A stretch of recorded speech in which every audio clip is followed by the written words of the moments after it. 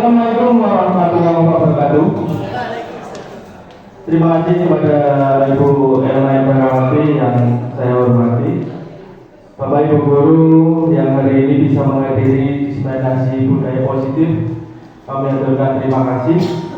Pertama, marilah kita panjatkan puji syukur kehadirat Allah Subhanahu wa Ta'ala, di mana siang hari ini kita bisa berkumpul di ruang live fisika ini untuk sedikit banyak kita bercurah pengetahuan ataupun materi terkait materi di modul 1.4 pendidikan berpenggerak yang kami kita jalani. Ada beberapa konsep inti yang hari ini akan menjadi bahasan kita atau menjadi paparan saya kali ini terkait konsep inti budaya positif.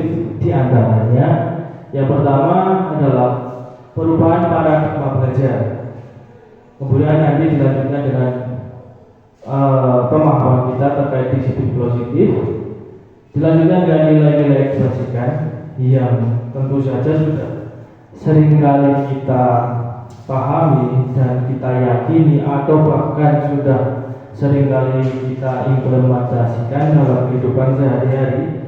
Kemudian selanjutnya nanti kita akan sama-sama belajar mengenai teori-teori terkait kebutuhan dasar manusia yang sebisa mungkin harus kita penuhi. Kemudian ada juga terkait motivasi perilaku manusia, bagaimana manusia itu bertindak atau terdorong melakukan sesuatu. Semua itu pasti ada motivasinya. Kemudian nanti kita juga akan melihat di posisi manakah kita, kaitannya dengan materi posisi kontrol guru. Nanti ada sebagai penghukum, sebagai pembuat merasa bersalah, sebagai teman, pemantau, atau bahkan yang posisi ideal yang kita inginkan adalah sebagai seorang manajer. Selanjutnya nanti saya akan sharing sedikit tentang pengalaman saya ketika membuat keyakinan kelas, tahap-tahapannya seperti apa, dan yang terakhir adalah penerapan segitiga restribusi. Tentu segitiga restribusi mungkin sudah sering kita terapkan Bapak Ibu, ya. Iya kemarin, seperti kemarin misalkan kita dalam menghadapi situasi banyak siswa atau banyak dari murid kita yang terlambat datang ke sekolah atau bahkan sudah sampai di kelas tetapi aktivitasnya juga kurang aktif, terkesan malas-malasan, terkesan seperti kelelahan, memilih untuk tidur dan sebagainya. Nanti mungkin bisa kita praktekkan segitiga restribusi dalam kehidupan sehari-hari, khususnya dalam pembelajaran kita. Baik, mulai saja dari yang pertama, kita melihat pembelajaran dengan paradigma baru. Nah, Bapak Ibu, perlu kita pahami juga bahwa pembelajaran dengan paradigma baru itu berarti pembelajaran dirancang berdasarkan prinsip pembelajaran berdiferensiasi. Ya, kata kunci mungkin dalam tayangan yang saya tampilkan ini adalah kata berdiferensiasi, sehingga murid itu belajar sesuai dengan kebutuhannya berdasarkan dengan tahap perkembangannya untuk mewujudkan profil pelajar Pancasila. Nah, ujung-ujungnya kita tetap bagaimana upaya kita untuk benar-benar bisa mewujudkan profil pelajar Pancasila. Ya, dari kata diferensi itu sendiri berarti ada perbedaan, ada pembeda. Jadi kita tidak bisa menyamakan murid itu semuanya sama. Mari kita yakini bahwa setiap individu itu adalah unik. Artinya memiliki ciri khas masing-masing, mempunyai keunikan masing-masing, mempunyai potensi sendiri-sendiri, mempunyai bakat atau bahkan minatnya sendiri-sendiri. Jadi memang kita tidak bisa menyamaratakan murid. Itu mungkin arti dari kata diferensiasi. Dan seperti yang saya sampaikan tadi, bahwa profil pelajar Pancasila itu memang benar-benar kita berusaha untuk mewujudkannya. Ya, di antara ya sebenarnya memang iya tepat sekali. Memang sebenarnya dalam praktek di lapangan ataupun praktek kita dalam pembelajaran sehari-hari, kita sudah berupaya untuk selalu mengimplementasikan atau menerapkan nilai-nilai dari profil pelajar Pancasila, gotong royong, kemudian ada kemandirian, kreatif, menarik kritis dan sebagainya. Saya yakin Bapak Ibu guru tuh sudah menerapkannya dalam praktek pembelajaran di kelas ataupun di luar itu. Contohnya melalui kegiatan P5, bagaimana kita bisa bergotong royong, berkolaborasi dan sebagainya. Baik, selanjutnya ada sedikit pemantik saja untuk sama-sama kita bisa memahami dari tampilan yang kami sampaikan pada kesempatan kali ini. Adalah yang pertama, kita relax aja, ya Bapak Ibu sambil minum silakan, sambil dinikmati apa yang ada di meja, nggak ada apa ya, seadanya aja. Baik, sambil Bapak Ibu memperhatikan slide di depan, coba kita mengepalkan tangan kita. Oh ya, mungkin Bu Ari sebelahnya Bu Muji mungkin. Nah, Bu Ari yang ngepal, Bu Muji mungkin yang nanti mencoba untuk merayu. Jadi intinya gini Bapak Ibu, Anda dan teman Anda akan melakukan kegiatan cobalah buka. Yang dibuka apa Bapak Ibu? Iya, kepalan tangan, bukan yang lain ya. Buah kardus, snack silakan. Tapi nggak aneh-aneh. Cobalah buka itu artinya kepalan tangan saja ya. Kita mempraktekkan, kita mengepal. Ya, mungkin aja yang di posisi sebelah kanan yang mengepalkan tangannya, nanti yang sebelah kiri bisa untuk merayunya dan sebagainya. Baik, kita lihat instruksinya dahulu. Jadi cobalah buka. Ada dalam A. Ya, berarti yang sebelah kanan adalah yang A. Tugas Anda adalah mengepalkan salah satu tangan Anda, boleh kanan ataupun yang kiri. Kemudian coba Anda membayangkan bahwa Anda itu menyimpan sesuatu yang sangat berharga dalam kepalan tangan Anda. Ya, kepalan tangan boleh kanan atau kiri. Bayangkan Bapak Ibu bahwa yang Anda kepal itu adalah sesuatu yang berharga, entah itu uang berjuta-juta kalau cukup ya kepalan tangannya, atau misalkan perhiasan dan sebagainya, atau bahkan sesuatu yang benar-benar Bapak Ibu jaga benar, tidak seorang pun boleh membukanya.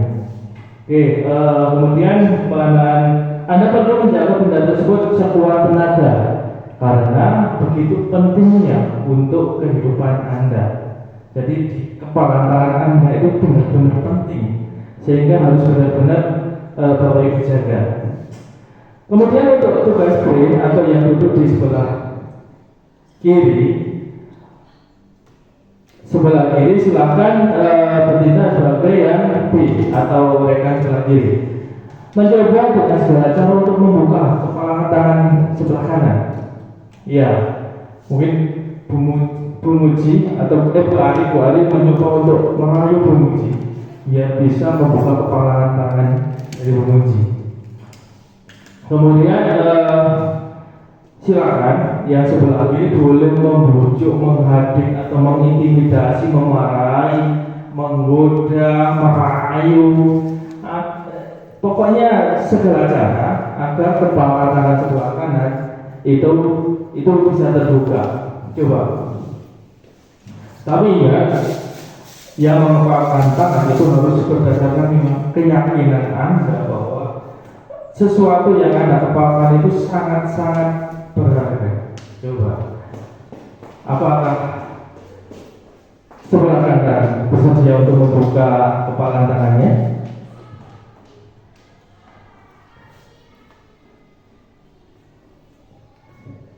Ya, tentu saja karena kepalan tangan itu benar-benar sebuah atau sesuatu yang diyakini, tentu tidak akan bisa terbuka, atau orang lain tidak bisa untuk membukanya kecuali diri sendiri atau yang sebelah kanan itu memang membukanya. Jadi kontrol mau membuka atau menutup itu semua kontrol ada pada diri sendiri, bukan orang lain. Nah, dari permainan sederhana tadi bisa kita hubungkan dengan beberapa miskonsepsi yang seringkali terjadi dalam kehidupan kita. Di antaranya ada 4 yang kali ini saya bahas. Yang pertama, ilusi guru bisa mengontrol murid. Ya, apakah demikian Bapak Ibu? Ilusi guru itu bisa mengontrol murid, bahwa guru itu bisa untuk mengontrol murid. Ya, menurut saya kembali lagi pada permainan yang tadi, karena semua kontrol itu sebenarnya ada pada diri sendiri, bukan orang lain. Begitu juga dengan murid. Sebenarnya kita tidak bisa untuk mengontrol bagaimana murid itu berperilaku atau bertindak. Semua kontrol itu ada pada murid. Kemudian yang kedua, ilusi bahwa semua penguatan positif itu bisa efektif dan bermanfaat. Ya, nanti kaitannya dengan reward ataupun punishment. Apakah benar penguatan yang kita berikan, penguatan positif yang kita berikan pada murid itu efektif dan bermanfaat untuk murid itu sendiri? Mari nanti kita cermati. Kemudian selanjutnya adalah ilusi bahwa kritik dan membuat rasa bersalah itu mampu menguatkan karakter. Setujukah Bapak Ibu? Iya, menurut saya juga demikian itu. Ketika kita memberikan kritik dan membuat rasa bersalah, bukan malah menguatkan karakternya, tetapi yang sering kita jumpai malah murid tersebut terlihat down, menjadi hilang semangat, atau bahkan menjadi kurang percaya diri. Nah, itu mari kita amati bersama-sama. Dan yang terakhir adalah ilusi bahwa orang dewasa itu berhak memaksa. Kita melihat murid kita adalah sebagai individu yang masih kecil atau masih anak-anak, ya, yang artinya bisa kita kontrol. Guru sebagai orang dewasa itu bisa mengontrol murid. Apakah demikian? Saya rasa itu miskonsepsi yang sampai hari ini masih sering kita jumpai. Baik, perubahan paradigma stimulus respon kaitannya dengan teori kontrol, Bapak Ibu. Intinya itu siapa sesungguhnya yang memiliki kontrol? Sekali lagi kami tanyakan atau saya tanyakan ya, siapa yang sesungguhnya mempunyai kontrol? Oke, kalau teori stimulus respon itu mengatakan bahwa kita mencoba mengubah orang agar berpandangan sama dengan kita. Ya, tetapi ketika kita menggunakan teori kontrol, menjadi kita berusaha memahami pandangan orang lain tentang dunia. Ya, jadi kita tidak bisa mengubah cara pandang orang lain dengan cara pandang kita. Kemudian yang kedua, perilaku buruk dilihat sebagai suatu kesalahan. Ya, misalkan anak berkata tidak sopan, berkata kasar, itu sebagai sebuah kesalahan. Kemudian kalau kita lihat ke teori kontrol, semua perilaku tentu memiliki tujuan. Ya, nanti bisa kita hubungkan dengan teori-teori motivasi ataupun kebutuhan dasar manusia. Ya, nanti coba kita kaitkan. Kemudian selanjutnya orang lain bisa mengontrol saya. Itu menurut teori stimulus respon. Tetapi menurut teori kontrol, Anda tidak bisa mengontrol orang lain. Begitu juga dengan orang lain, itu tidak bisa mengontrol diri kita. Kemudian ada pemaksaan pada saat bujukan gagal. Teori kontrolnya kolaborasi dan konsensus menciptakan pilihan-pilihan baru. Dan yang terakhir adalah model berpikir menang kalah. Tetapi dalam teori kontrol itu model berpikirnya adalah menang-menang. Jadi kita tidak lagi melihat siapa yang menang, siapa yang kalah. Tetapi kita rubah perspektifnya menjadi menang dan menang. Kemudian kita masuk pada materi terkait disiplin positif. Ya, apa yang Bapak Ibu bayangkan atau Bapak Ibu pahami dengan kata yang sudah tidak asing mungkin bagi kita. Kata disiplin itu setiap hari mungkin selalu kita dengar kata disiplin. Iya, Bapak. Disiplin itu berasal dari kata Latin yaitu disiplina yang artinya belajar. Jadi disiplin itu bukan berarti tata tertib, aturan-aturan yang ditaati atau membuat orang merasa tertib dan sebagainya. Enggak. Ternyata disiplin itu arti katanya adalah belajar. Ya. Disiplin mengacu pada disiplin murid yang memiliki tanggung jawab terhadap apa yang dilakukannya berdasarkan nilai-nilai yang diyakini. Selanjutnya disiplin positif. Nah ini poinnya ada di sini. Disiplin positif merupakan salah satu cara penerapan disiplin yang bertujuan untuk menumbuhkan kesadaran serta memberdayakan murid tanpa imbalan penghargaan atau ancaman ataupun hukuman. Jadi kita mencoba untuk memunculkan tanpa embel-embel, sekali lagi tanpa embel-embel. Itu baru bisa disebut dengan disiplin positif. Bertujuan menumbuhkan Bapak Ibu. Ya, bukan dengan kita menakut-nakuti dengan hukuman atau dengan kita mengiming-imingi dengan imbalan atau penghargaan. Ya, melainkan kita mencoba untuk menumbuhkan agar dari dalam murid itu sendiri bisa tumbuh suatu disiplin positif.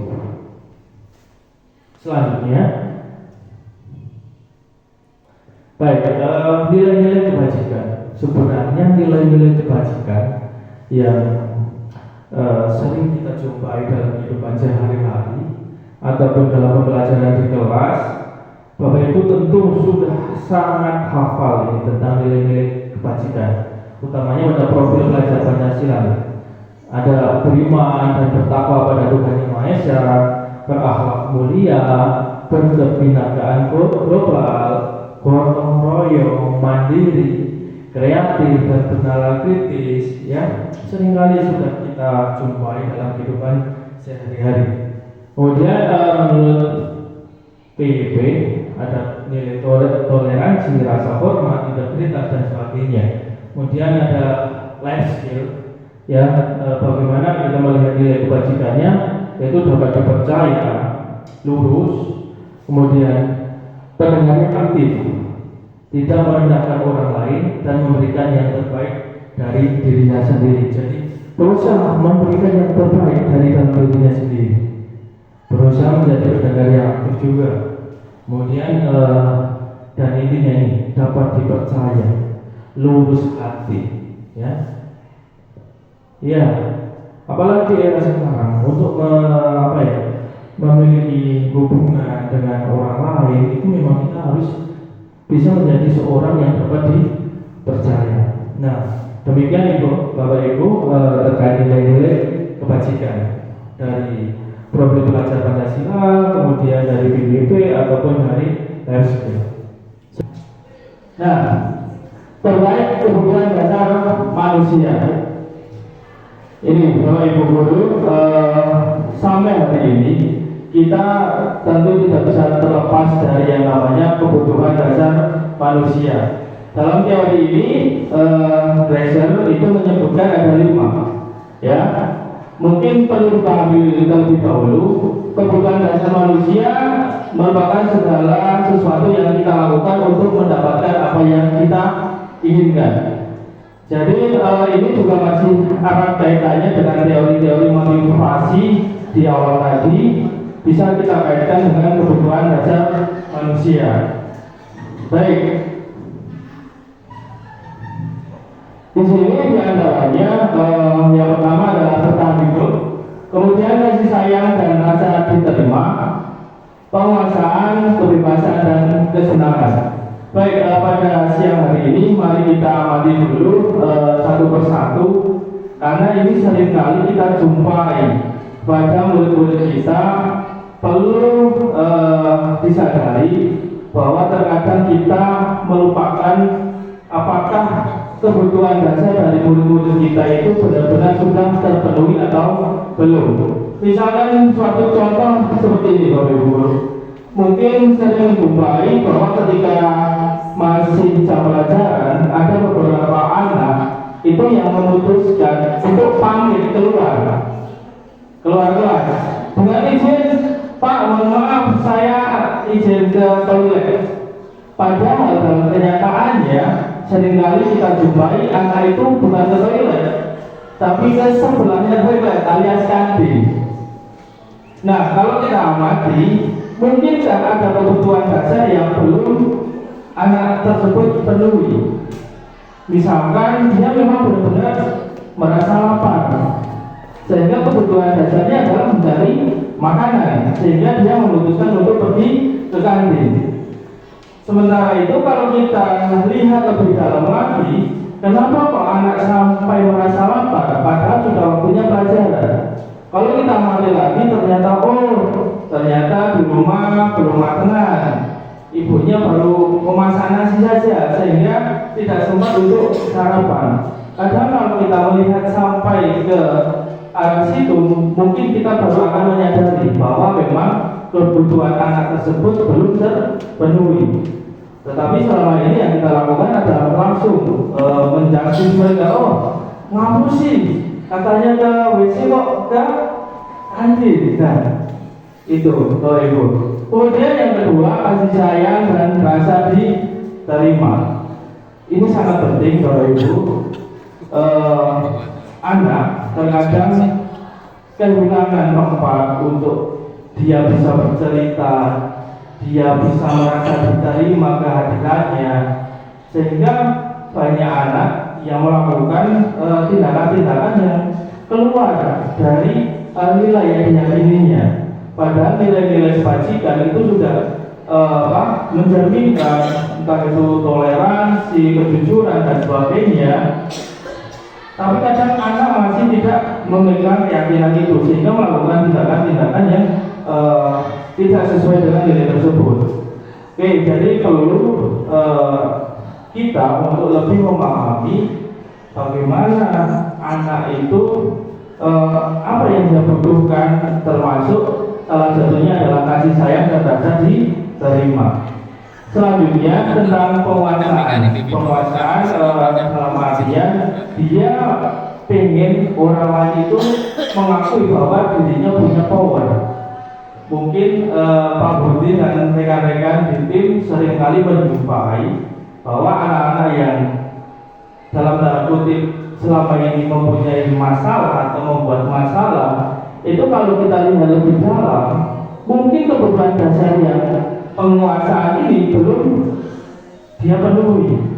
Dia ingin terlihat kuat, dia ingin terlihat panen, kendor dan sebagainya di hadapan teman-temannya, sehingga dia melakukan hal-hal demikian. Selanjutnya tentang kebebasan. Ya, kebebasan seringkali kita jumpai dalam praktek-praktek ataupun kita dalam penyelenggaraan pembelajaran. Anak-anak seringkali melakukan sesuatu, entah itu sambil tidur-tiduran, entah itu ugal-ugalan, mendengarkan dan sebagainya.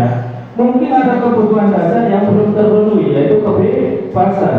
Dia pengen melakukan sesuatu yang dia senangi, tetapi dalam hal ini mereka harus duduk di kelas terpaku, harus mendengarkan seperti tertahan, tidak bisa melakukan sesuatu yang dia inginkan.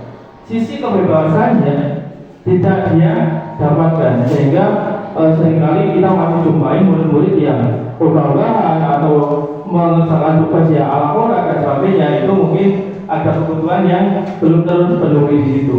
Kemudian yang kita lihat seringkali juga tentang kesenangan.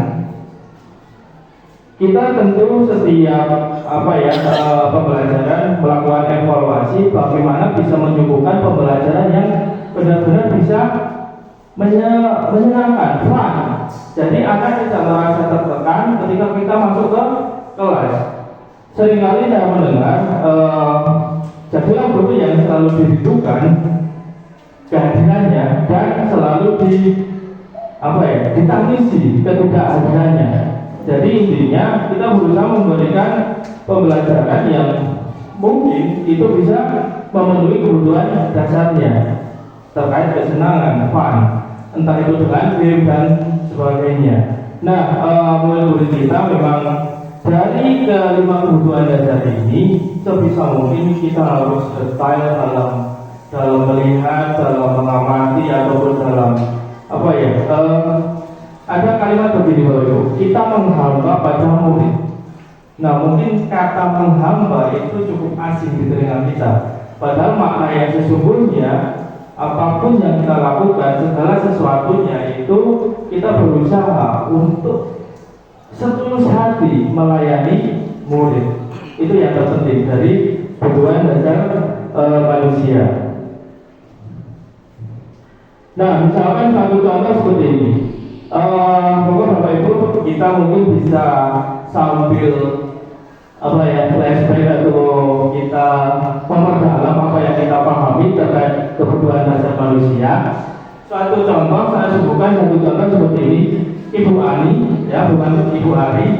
Ibu Ani dulu kelas 5 SD di Pelita Hadi sedang bingung menghadapi ulang salah satu murid di kelasnya yang bernama Agus. Beberapa anak telah datang dan mengeluhkan Agus yang seringkali meminta bekal makan siang mereka dengan paksa. Jika Anda menghadapi situasi seperti ini, Ibu Ani, apa yang akan Anda lakukan? Menurut Anda, kira-kira apa alasan Agus melakukan hal tersebut? Bapak Ibu, mungkin ada yang bisa menanggapi dari pertanyaan ini. Pertanyaan pertama, apa yang akan Anda lakukan ketika melihat Agus itu meminta bekal makan siang milik temannya dengan paksa? Menurut Anda, kira-kira apa alasan Agus melakukan hal tersebut? Tentu pikiran kita akan menuju kepada kebutuhan dasar Agus apa yang belum berhasil Agus penuhi. Ya, mungkin di sini petani dia merasa lapar dan sebagainya. Ada yang mau berpendapat mungkin untuk kasus ini, satu kasus ini? Monggo.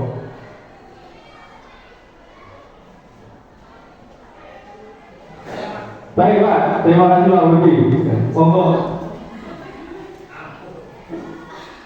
Goloro hari ini. Assalamualaikum warahmatullahi wabarakatuh. Sambil berbaca Pak. Baik, kasus itu menimpa mungkin tidak hanya di kelas 5 SD saja. Kita juga seringkali menemukan anak seperti itu. Misalnya kasusnya berbeda. Kalau di situ makanan memang tepat karena kan di siang hari ya. Nah, menurut saya bahwa perlakuan yang dilakukan atau tindakan yang dilakukan Agus itu bisa berbagai macam. Nah, kalau melihat objeknya yang direbut itu adalah makanan, maka logika kita itu adalah Agus memang butuh makanan. Itu yang simpel. Nah, itu seperti itu. Tapi tidak sesederhana itu.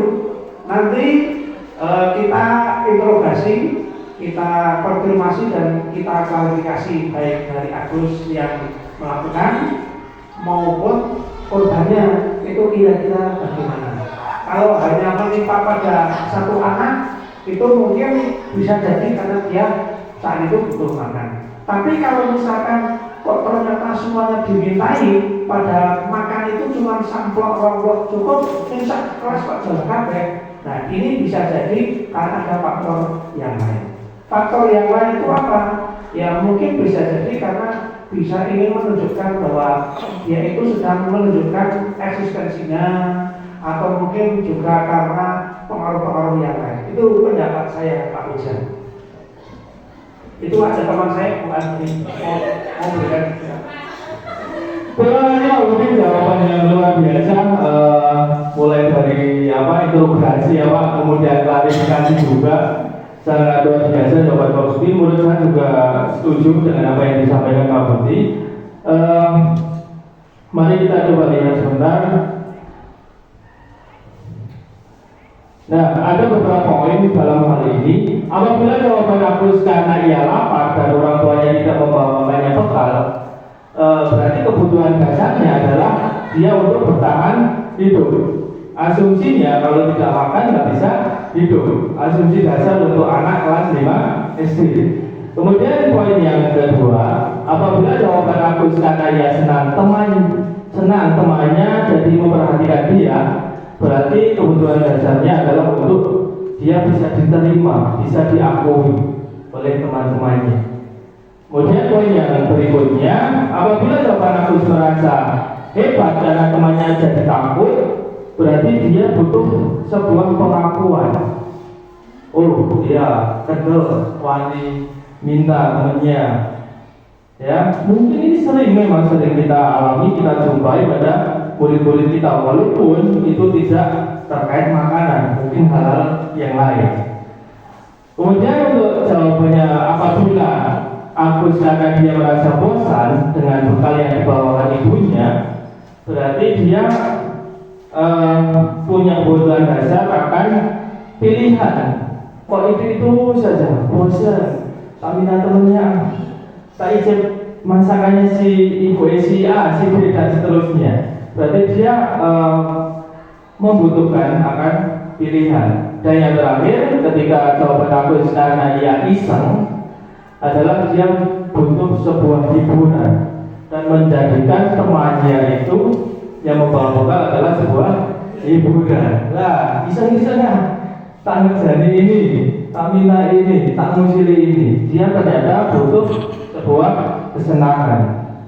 Nah, dari beberapa poin tersebut mungkin dapat kita simpulkan dan kita berusaha untuk lebih memahami lagi murid-murid kita, karena setiap hari Senin sampai Sabtu kita berinteraksi dengan mereka. Ada baiknya kita lihat lebih dalam terkait kebutuhan dasarnya. Barangkali memang ada beberapa kebutuhan dasar yang belum mereka penuhi.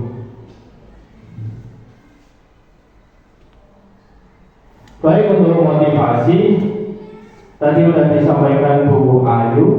Intinya kita berusaha untuk menumbuhkan motivasi intrinsiknya, karena seringkali kita masih melihat bahwa motivasi murid-murid kita itu lebih karena motivasi eksternalnya.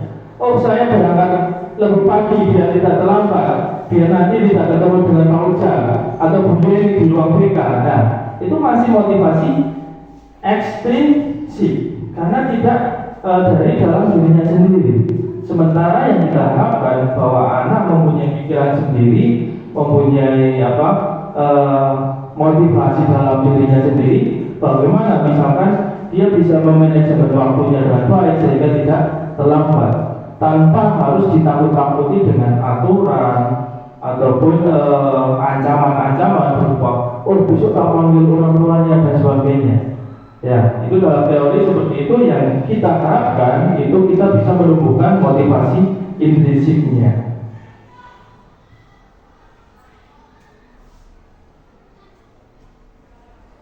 Nah, baik, selanjutnya ini menurut saya materi yang cukup menarik, 5 posisi kontrol seorang guru. Kira-kira kita berada di posisi yang mana? Yang pertama adalah sebagai seorang penghukum, ada pembuat merasa bersalah, kemudian menjadi seorang teman, pemantau ataupun seorang manajer. Nah, kira-kira sebelum kami lanjutkan slide-nya, posisi yang paling ideal seorang guru kira-kira di posisi mana? Penghukum, pembuat merasa bersalah, teman, pemantau atau manajer kira-kira? Manajer. sangat tepat sekali. Jadi memang yang diharapkan dari modul ini, kita bisa berperilaku atau bertindak sebagai seorang manajer, bukan lagi seorang penghukum, pembuat merasa bersalah, teman, pemantau. Ya, yang kita harapkan adalah menjadi seorang manajer, penghukum. Oh, atasnya manajer adalah direktur pemasaran luar negeri. Atasnya direktur mungkin masih ada lagi. Komisaris dan sebagainya. Baik, selanjutnya mungkin akan kita putarkan sedikit video untuk membantu kita memperdalam pemahaman kita tentang kelima posisi tersebut.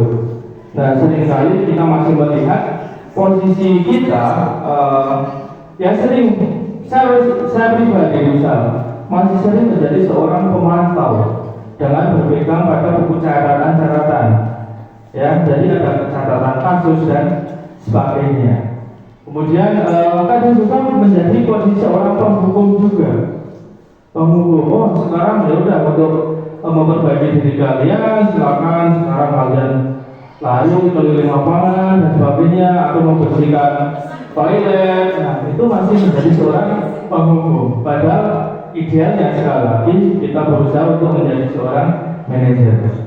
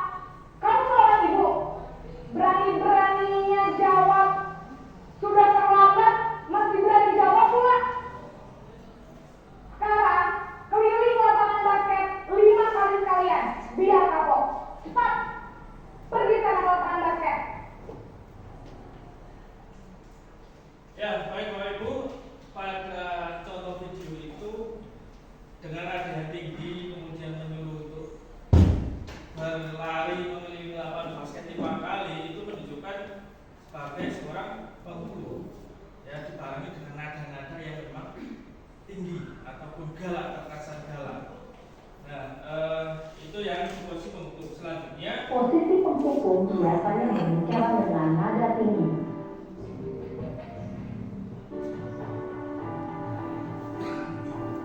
Ini juga kadang kita lakukan di posisi membuat merasa bersalah.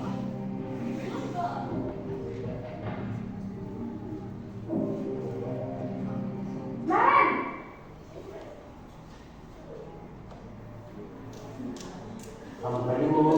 Naren, kamu kenapa terlambat lagi, nak?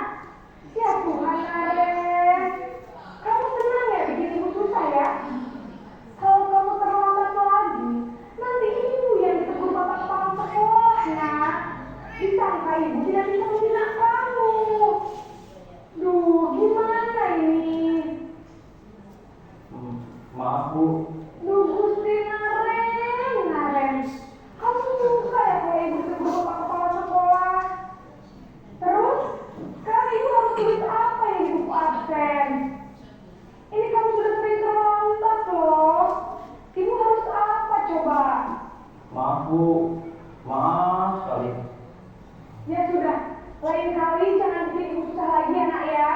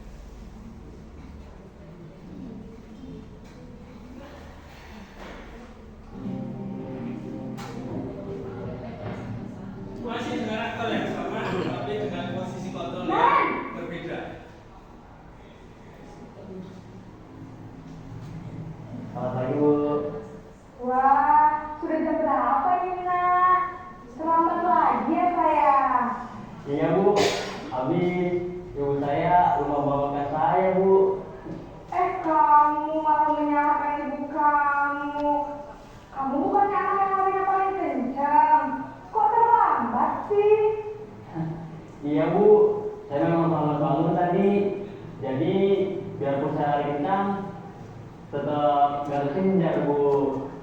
Ya sudah sana, nanti lain kali larinya lebih kenceng lagi ya, biar gak terlambat lagi. Bikin senang ibu, demi ibu, bisa kan? Bisa Bu. Ya sudah sana masuk kelas, ini beresin urusan absen kamu. Kamu ini ada aja. Ya, kira-kira posisi apa ini? Teman. Karena dengan gaya bicara yang teman, santai, itu menunjukkan posisi kontrolnya sebagai teman. Selanjutnya Bapak Ibu masih ada lagi.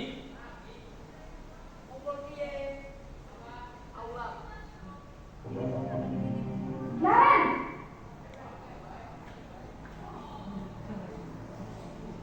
Selamat pagi Bu. Naren, apa peraturan sekolah kita tentang jam berapa kita harus masuk sekolah, nak? Kita harus di sekolah jam 7 Bu. Iya betul, sekarang sudah jam 7.20. Naren sudah tahu konsekuensinya jika terlambat hadir. Paham Bu. Saya harus tinggal kelas pas jam istirahat selama 20 menit. Iya benar, konsekuensinya demikian. Jadi nanti jam 9.30 pas istirahat, kamu harus tinggal di kelas, kerjakan tugas tambahan untuk ketertinggalan kamu, ya? Baik Bu. Kira-kira di posisi apa? Pemantau terus. Jadi berdasarkan dengan aturan-aturan yang dibuat sebelumnya dan sebagainya, menunjukkan posisinya sebagai pemantau. Dan memang tidak bisa kita pungkiri sampai hari ini mungkin kita masih di posisi sebagai pemantau. Apalagi dengan adanya WERA dan sebagainya, itu menunjukkan posisi kita bahwa sebenarnya adalah pemantau. Dan yang terakhir, posisi ideal yang kita harapkan satu contoh seperti ini.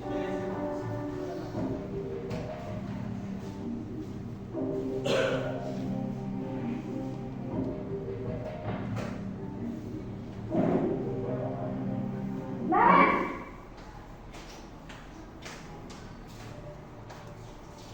Selamat pagi Bu. selamat pagi Naren. Maaf Bu, saya terlambat. Iya, sekolah masuknya jam 7, sekarang sudah jam 7.20. Jadi sekarang bagaimana ini Naren? Maaf Bu, saya lupa soal saya semalam. Baiklah, menurut kamu, keyakinan sekolah yang mana yang perlu kamu tingkatkan? Menghargai diri sendiri dan orang lain mungkin ya Bu. Setuju. Jadi, apakah Naren meyakini prinsip saling menghormati tersebut? Iya Bu, saya meyakininya. Apakah Naren bersedia memperbaiki masalah keterlambatan ini? Bersedia Bu. Bagaimana kamu akan memperbaiki masalah keterlambatan ini? Saya akan coba untuk tidak lupa menyetel alarm saya Bu. Baik, kalau Naren lupa menyetel alarm di rumah, ada orang yang kira-kira bisa bantu mengingatkan tidak? Ada Bu, kakak saya, Kak Emma. Ada lagi selain Kak Emma? Selain Kak Emma, ada ibu saya. Baik, jadi yang mengingatkan Naren adalah Kak Emma dan ibu kamu ya? Kira-kira akan mulai alarm kapan nih Naren? Setelah pulang sekolah, akan segera saya lakukan. Baik, jadi Naren akan setel alarm untuk bangun besok pagi dan akan diingatkan oleh kakak dan ibu dan Naren ya. Ada lagi yang mungkin perlu dilakukan Naren agar tidak terlambat bangun lagi. Tidak ada Bu. Baik Naren, terima kasih untuk kerjasama kamu. Sekarang kamu perlu kembali ke kelas untuk belajar. Baik Bu, terima kasih.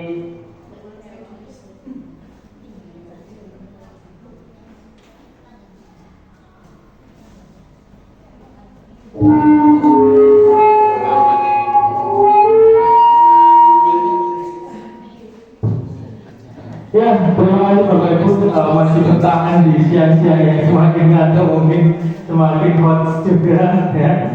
Kalau kita amati di posisi yang kelima ini menerapkan posisi sebagai manajer, di mana dalam menerapkan posisi atau posisi kontrol sebagai manajer tersebut kita mencoba menggunakan restitusi, di mana yang pertama menstabilkan identitas, kemudian validasi tindakan yang salah, kemudian menanyakan Ingat, itu dapat dilihat dari pertama ibu gurunya tanya, sekarang jam berapa ini?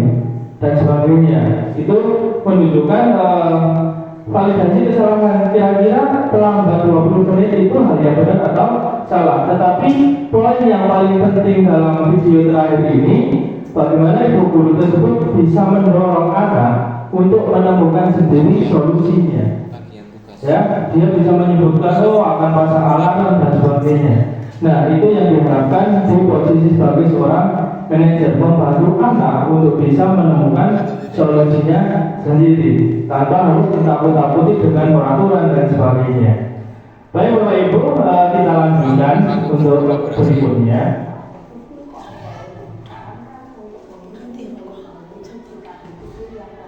Mungkin ada pertanyaan seperti ini. Saya kecewa sekali dengan kamu. Itu menunjukkan posisi apa, Pak? Kalau beritahu, saya kecewa sekali dengan kamu. Ada kekecewaan di sini. Pembuat rasa bersalah, tepat.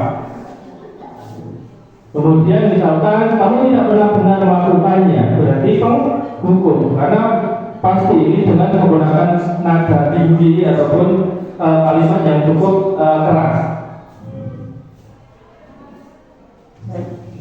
Misalnya ya, apa rencana untuk menyelesaikan masalah ini?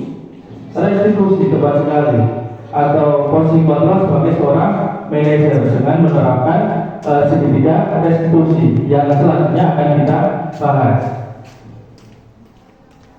Baik, next aja.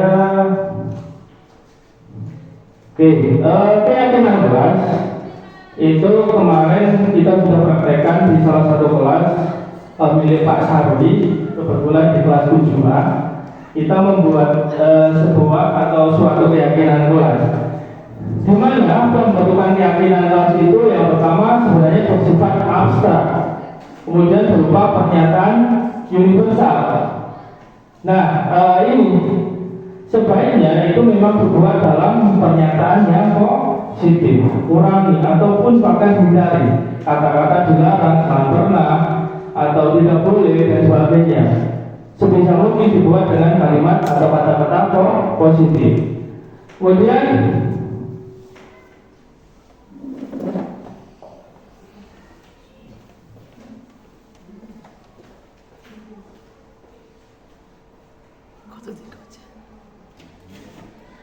sedikit saja akan mudah diingat. Jadi yang namanya keyakinan kelas itu tidak harus sampai 20 item atau berapa. Yang penting sedikit aja, tetapi benar-benar bisa diingat, dan yang paling penting adalah bisa dilakukan. Kemudian sesuai dengan kondisi kelas tersebut, dan yang terakhir semua sekolah ataupun warga kelas tersebut dilibatkan dalam membuat keyakinan kelas. Jadi tidak ada kata-kata, oh saya nggak ikut kok Pak, berarti saya nggak harus dong ikuti keyakinan kelas. Nah, kalau bisa dihindari dengan menghadirkan atau melibatkan semua warga kelas. Dan ini untuk pembahasan yang terakhir menurut saya adalah tidak restitusi, bagaimana kita bisa memperlakukan murid dengan proses dialog yang disarankan oleh guru akan dapat menghasilkan murid yang mandiri dan bertanggung jawab. Poinnya adalah menghasilkan murid yang mandiri dan bertanggung jawab. Tentu tahapan-tahapannya, mulai yang pertama adalah menstabilkan identitas. Sudah kita lihat tadi pada contoh video di mana ibu tersebut pada video yang terakhir mencoba untuk menstabilkan identitas terlebih dahulu. Kemudian memvalidasi tindakan yang salah itu apa tadi? Ya, jadi divalidasi tindakan yang salah, dan yang terakhir adalah langkah menanyakan tentang keyakinannya. Itu akan sangat luar biasa kalau memang benar bisa kita terapkan dalam menghadapi murid. Butuh perjuangan Bapak Ibu untuk bisa menerapkan hal-hal seperti ini. Berkali-kali mencoba kita terapkan segitiga restitusi, masih saja melakukan ini dan sebagainya. Itu memang sebuah tantangan yang harus kita hadapi. Baik, ini keterangannya untuk beberapa tadi.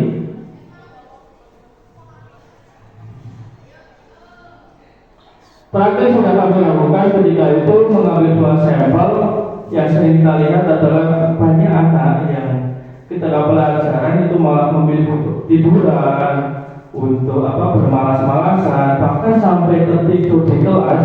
Dan kita akan menjadi sebuah praktek penerapan segitiga restitusi. Mungkin nanti Bapak Ibu kalau bisa lihat di channel YouTube kami. Ya, oke, lanjut saja untuk baik Ibu, berikutnya ini sebuah praktik, mohon maaf agak macet. Sebuah praktek yang saya lakukan ketika itu di kelas 7A, wali kelasnya Pak Sawi, benar sekali.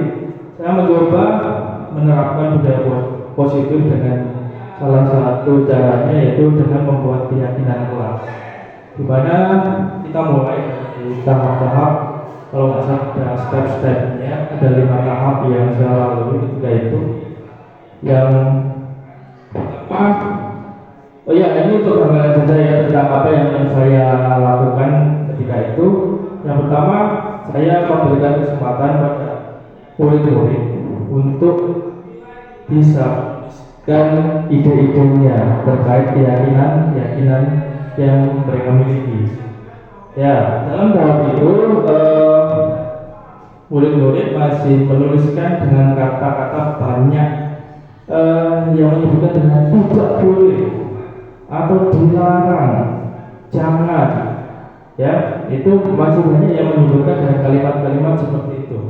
Sementara kami berusaha untuk merubah kalimat tersebut menjadi kalimat yang lebih positif, ya, artinya dengan kalimat yang lebih nyaman atau lebih familiar untuk didengarkan, ya. Jadi sebisa mungkin kita untuk menghindari kata-kata ataupun kalimat tidak boleh, jangan dan sebagainya, ya. Di tahap ini saya mencoba memberikan pemahaman dulu terkait keyakinan akan nilai-nilai yang mereka miliki, baik itu menghargai orang lain, berbakti, kemudian sopan santun dan sebagainya. Banyak nilai-nilai yang kami sampaikan ketika itu. Kemudian anak menulis di kertas post-it atau sticky note. Ya, selanjutnya dalam proses itu kita juga memberikan kesempatan untuk menempelkan.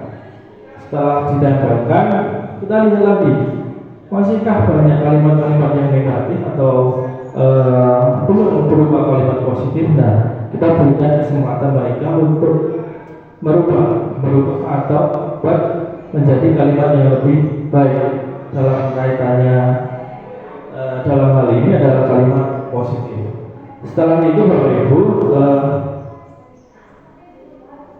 dari anak sendiri kita cuma mengarahkan saja, kita cuma memandu mereka. Ya,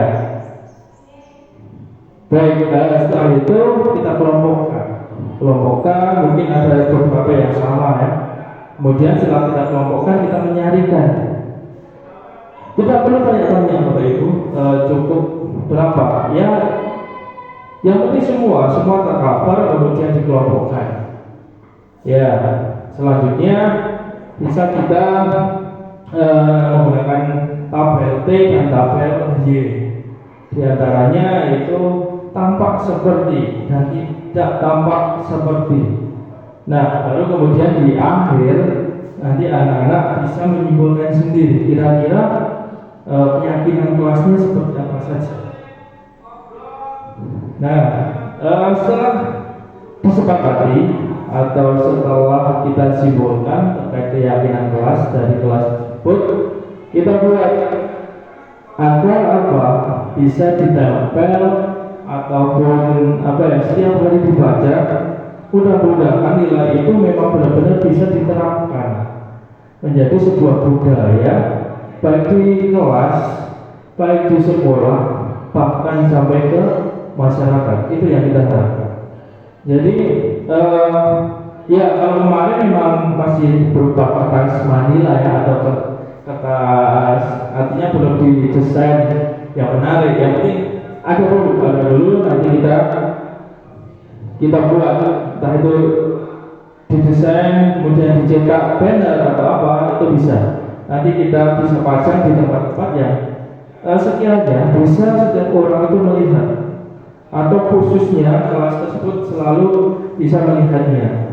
Ya, dari itu kan tujuannya setelah membaca, melihat, mengamati, memahami, tujuannya adalah menerapkan mulai dari kelas, sekolah sampai ke masyarakat, dan itulah menjadi sebuah budaya-budaya yang positif.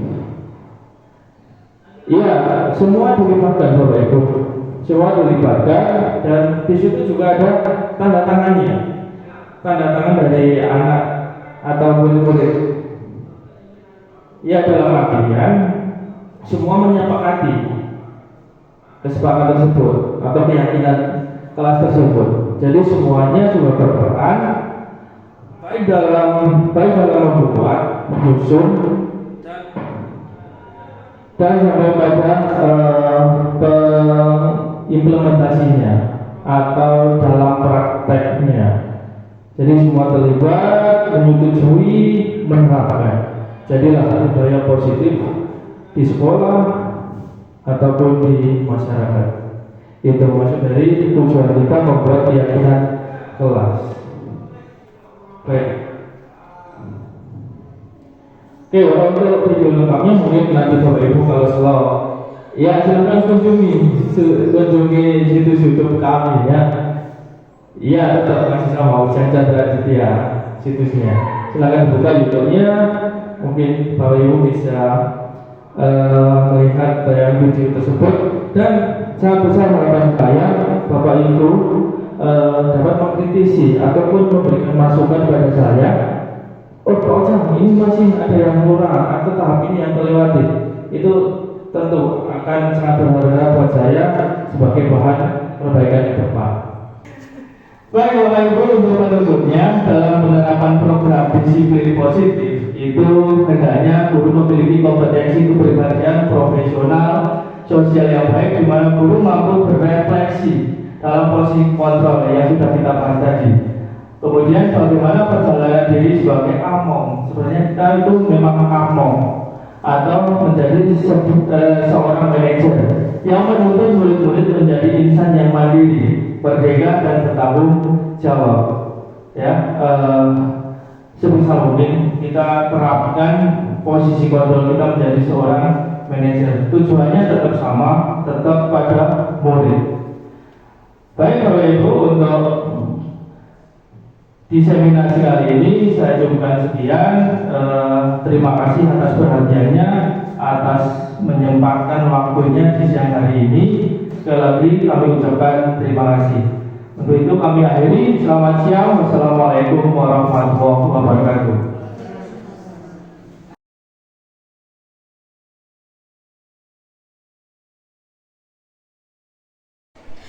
Assalamualaikum warahmatullahi wabarakatuh. Perkenalkan, saya Ayu Eka Lestari SPD dari SMP Negeri 1 Karikajar Wonosobo. Saya kemarin sudah mengikuti diseminasi yang disampaikan oleh Bapak Ujang terkait dengan budaya positif. Menurut saya apa yang dipaparkan oleh Pak Ujang itu sangat bermanfaat sekali bagi saya dan juga teman-teman saya terkait budaya positif, bahwa kita sebagai seorang guru harus memposisikan kita sebagai seorang manajer, bukan lagi penghukum, karena selama ini yang terjadi adalah kita sebagai penghukum. Dan semoga apa yang saya dapatkan ini bermanfaat bagi kita semua dalam melaksanakan atau dalam mewujudkan budaya positif, supaya visi pada sekolah bisa terwujud, yaitu pembelajaran atau pendidikan yang berpihak pada murid. Dan juga untuk Pak Ujang selalu semangat dalam menularkan segala ilmu yang didapat dari program guru penggerak di angkatan 9 ini. Dan jangan tak lupa juga selalu memberikan kami juga motivasi supaya kami mengikuti apa yang Pak Ujang terapkan. Terima kasih. Wassalamualaikum warahmatullahi wabarakatuh.